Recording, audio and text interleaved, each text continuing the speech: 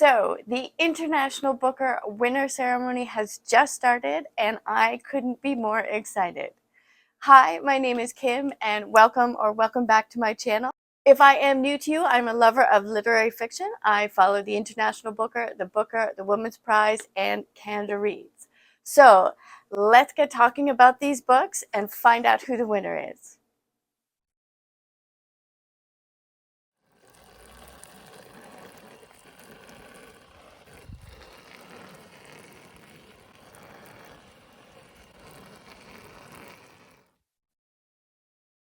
So before we get to the winner, I am just going to give a very short and sharp review of all 6 books and rank them.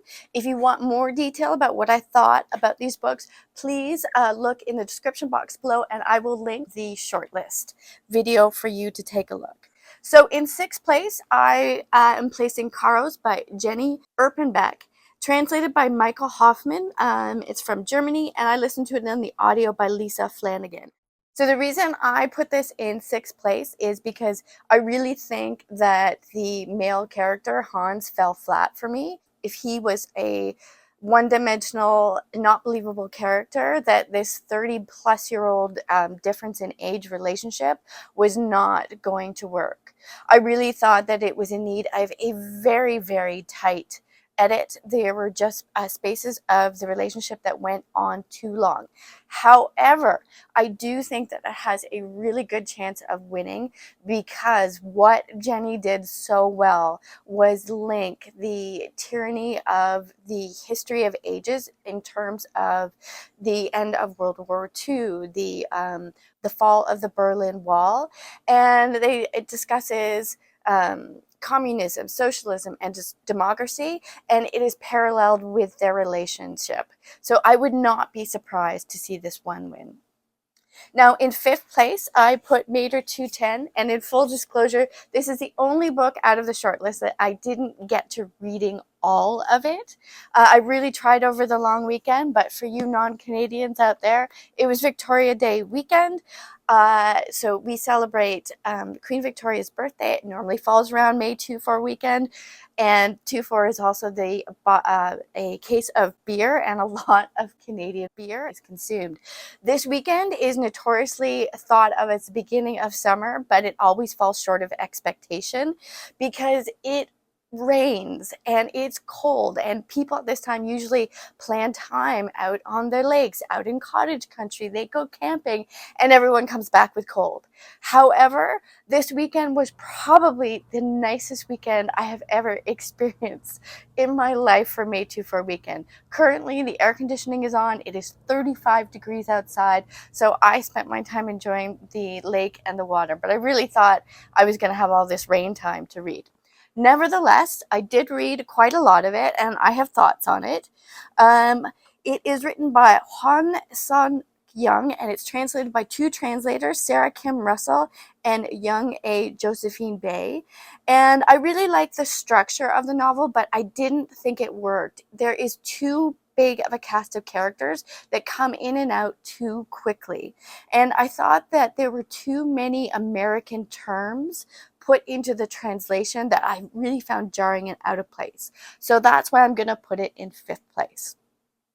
In 4th place, I predicted The Details by Aya Gensberg, and it's translated by Kira Josefin. This is from Sweden, and I listened to it on audio by Julie Maisie.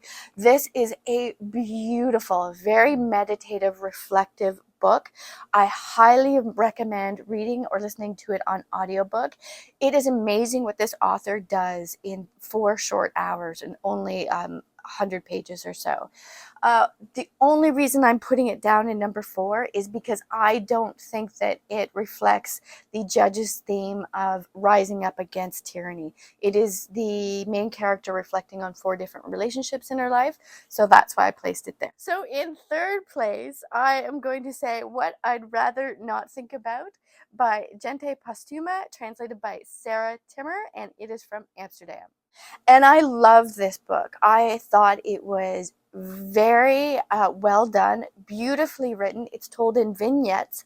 The main character is a twin who has lost her brother to suicide, and it is her rather uncomfortable, anxiety-ridden journey of self-reflection and coming to terms with herself, her brother's death, and her family. And go get this book. It's awesome. So in second place, and I had a really, really hard time picking between the last two, but I picked Not a River by Selva Almada, and it's translated by Annie McDermott from Argentina. This is another short and sharp book. It starts off with fishermen who are on the local river, and they're reflecting back on a tragedy.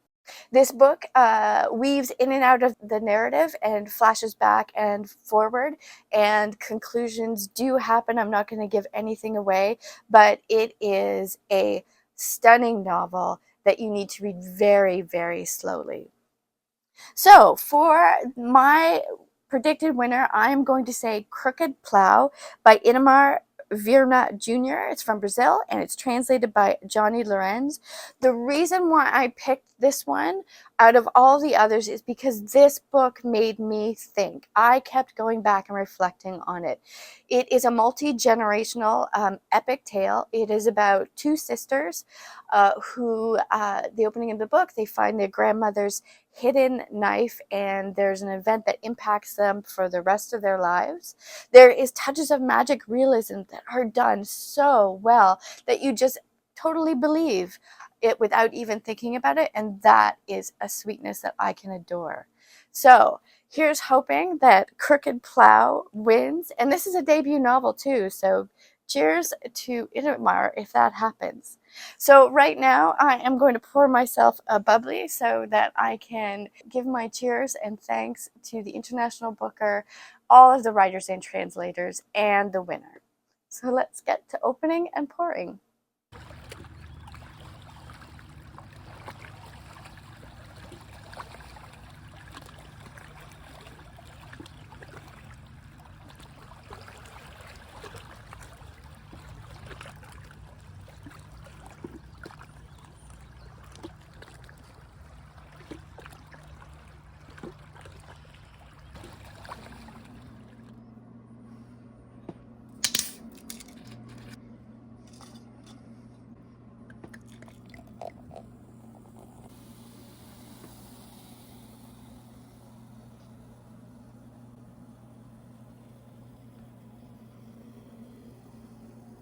Our conversations throughout the judging process were convivial and substantive, and to our delight, the final decision was reached with considerable consensus.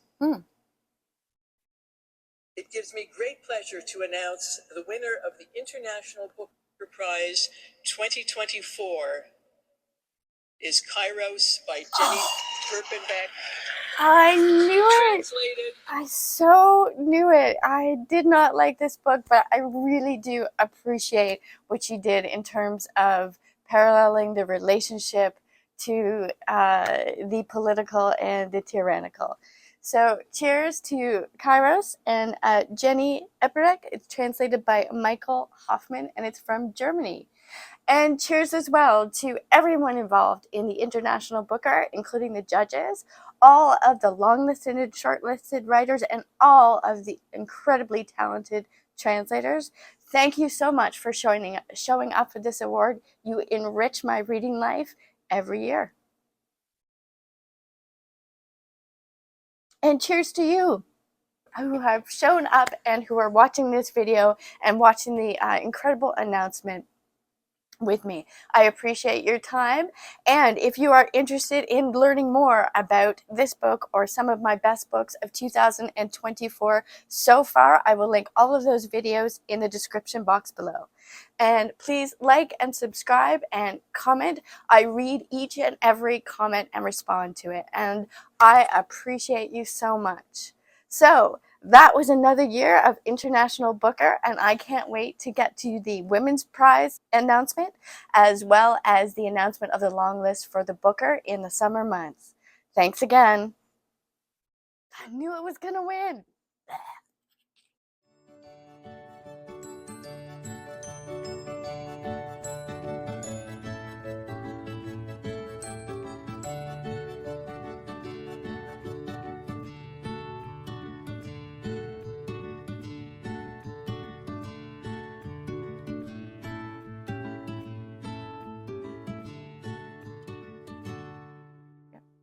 So in third... Oh, you do it every time. That's why you're doing it over. The last time we filmed this, you did that.